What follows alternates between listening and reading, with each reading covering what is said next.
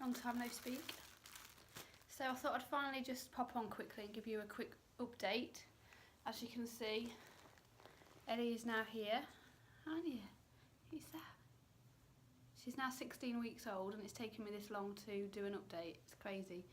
But yeah, she's quite a demanding baby, aren't you? Eh? So I'll just show you her quickly. Hello, who's that? Who's that? So she's quite long, aren't you? Eh? So if we start with Ellie, she was born on the 26th of February and she's now 16 weeks old. And for the first 2 weeks she just did what a normal newborn does, just sleeps basically. So yeah, she was really good, and I was breastfeeding and bottle feeding because when I breastfed her she still was hungry, so I topped up with formula pretty much from the word go really. So yeah, she was fine for the first 2 weeks, and then unfortunately she has developed reflux and she's been really uncomfortable, screaming. She would just spend hours crying and we weren't really sure why. And when we went to the doctors, well, I researched myself because my second child had reflux, but it was nowhere near as bad as what Ellie's got it. Basically, I went to the doctors and I said, look, she's got reflux, and then they just asked me loads of questions about her and what she was like and things, and they gave her Gaviscon, which yeah, it sort of helped, but she was still having a screaming episode, still being sick all the time. We elevated her Moses basket, and what else did we do? Kept her upright for 20 to 30 minutes after a feed, did everything, you know, by the book, and she was still crying and, you know, just being really uncomfortable. I couldn't put her down for 2 minutes without her crying. I couldn't get anything done, and her sleeping became really erratic. She wouldn't have naps anymore, no longer than like 20 minutes, because she was just so fidgety, and it was as though she couldn't relax anymore. But when I was pregnant, she was always moving around, and I knew that a baby shouldn't move that much around in your belly. But anyway, yeah, so basically she's got reflux. So she's on ranitidine now. She has that 3 times a day, and she also has the Gaviscon in her milk. It does make her constipated, so... Ooh, did you hear that? She just done a massive burp. So yeah, the first few weeks were quite tough, to be honest, because I just felt a bit overwhelmed by how demanding she was, and it wasn't her fault. It was obviously... She was in pain and it was her reflux and everything. But yeah, she soon sort of started to sleep better at night. She would probably wake up every 3 to 4 hours or so. But yeah, like I said, I'd breastfeed her and then I'd bottle feed her and everything. And as the weeks have gone on, the reflux is under control. She can be put down now.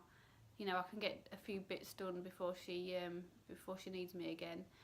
She's not as fidgety, and at night time she did start sleeping quite a lot, and then just woke up once in the night. And then now she's going through this 4-month sleep regression thing. Sleep at the moment, especially with the hot weather, like on Saturday night when it was over 30 degrees, she just didn't sleep all night. She was so uncomfortable, so hot. She just screams literally all day. Really doesn't like the heat whatsoever. Do you? Hey? So yeah, night times are a bit hit and miss really. We just have to take each day as it comes. And daytimes, she no longer naps really. I'm finding this really difficult. She has maybe an hour in the morning after the school run, if I can time it right. If she falls asleep on the school run, then she'll wake up by the time I get home or by the time I lifted her out of the car. But yeah, sometimes I can get her to have a nap, or an hour and a half at the most. And then during the actual day, she'll have 20-minute naps. She can't seem to go from the light sleep to the deep sleep. And I've tried everything you can imagine. And because she has to be fed to sleep, she's sort of sleeping every hour and a half to 2 hours. So she's having milk every like hour and a half to 2 hours to get to sleep, which is only having like a few ounces at a time. So ideally I want her to have a feed obviously every 4 hours of about 6 or 7 ounces, and to sleep on her own, so to self-soothe, but she doesn't know how to self-soothe, and I don't really want to do the controlled crying thing. I'm having real issues with her sleeping at the minute, so if anyone's got any tips on how to get her to self-soothe without doing the controlled crying thing, or if you've had a reflux baby that doesn't nap in the day, any tips would be great. We are starting baby massage on Thursday to see if that helps at all. But I went to the doctors because I was just absolutely sleep deprived. She wasn't sleeping at night, she wasn't sleeping in the day. David was at work, so it was just me basically. And because she's so, you know, with the reflux, she was really, some days she just cried all the time. My mum did offer to help once or twice, but I said no because there's only me that can really settle her when she's like that. And I didn't want to pass her to my mum when she was upset and she needed me. So literally it's just been me. And yeah, I've been to the doctors who thinks I've got postnatal depression. I did have a really bad few weeks, but I personally think it's actually sleep deprivation that was the problem. The last few days David's been home a little bit more, his shift changed a little bit, so he's actually been getting up and letting me have a good 3-4 hours sleep, and that's helped loads, because normally he's in a different room because of work, he does like 12-hour shifts, so he can't be waking up with Ellie every time she wakes up because he needs to go to work, so he's been sleeping in the spare room. And I've just been doing all the feeds, and then obviously I'm up with the kids in the morning, and she doesn't nap in the day either, so I can't like have a nap in the daytime. So it's nearly her bedtime, isn't it? Hey?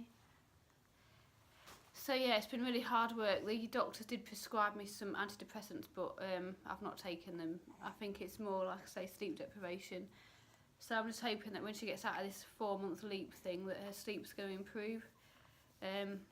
She started to roll over at exactly 15 weeks, so that's quite nice, because she was trying for about a week or so before that to do it, and she was aggravating herself because she couldn't quite master it, but she's done it now, haven't we, hey?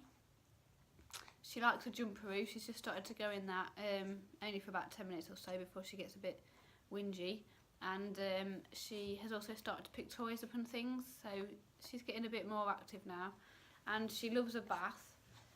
I don't know if that was because she was born in the water or what, but yeah, she absolutely loves a bath.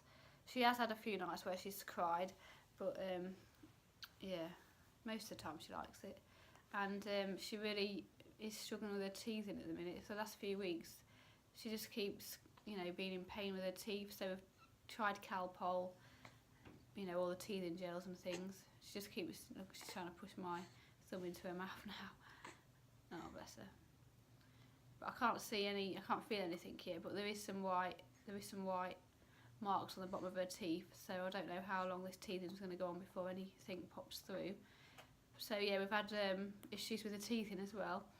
So just like pregnancy, she's a bit hard work, because my other two were perfect babies. They slept for ages, they had naps, they didn't have reflux. Well, not as bad as Ellie's got it. But yeah, she's lovely though. She's giggling. She's been giggling for weeks, and David is absolutely besotted with her.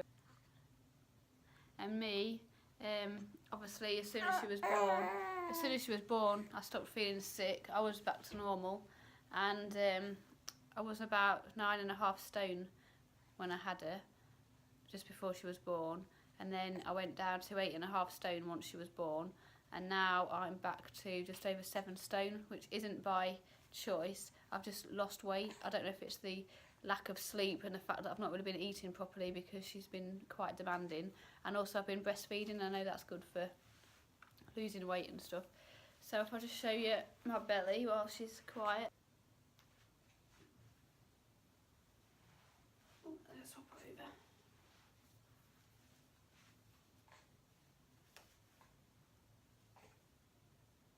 If you can see that. I'm just sort of muffling because I've just done this off the spare of the moment really, because I haven't done one yet, and I thought I would try and do an update before she got too big. She's now in a cot. She's been in a cot for a few weeks, and she seems to sleep better in a cot than she did in a Moses basket, because she's quite long, aren't you? Are you long? Who's that? Who's that? Are you gonna smile? Who's that? No, she's getting tired, bless her. I'm just trying to think what else these baby updates usually consist of. Oh, yeah, but as the weeks have gone on, she's gradually weaned herself off the boob. It wasn't my doing. I mean, I was quite happy to carry on, but she only feeds once a day now, and that's in the middle of the night normally when she breastfeeds. Other than that, in the daytime I offer it, and she doesn't want it. She's quite happy with the bottle feeding, which is okay. I still like the closeness of when I feed her at night time, so that's good. But yeah, I could never keep my supply up. She's always quite hungry. So yeah, she was weighed at 10 weeks and she was £10.6, and now she's 16 weeks. I've got no idea what. Oh dear, I've got no idea what she weighs, but she's quite chunky. She's in 0 to 3 months clothes, but like I say, she's quite long, so she outgrows her baby grows quite a lot. Don't you? But you're all ready for bed. You've just had a bath, and she's got blue eyes, dark hair. She's just found her voice, haven't you? Who's that?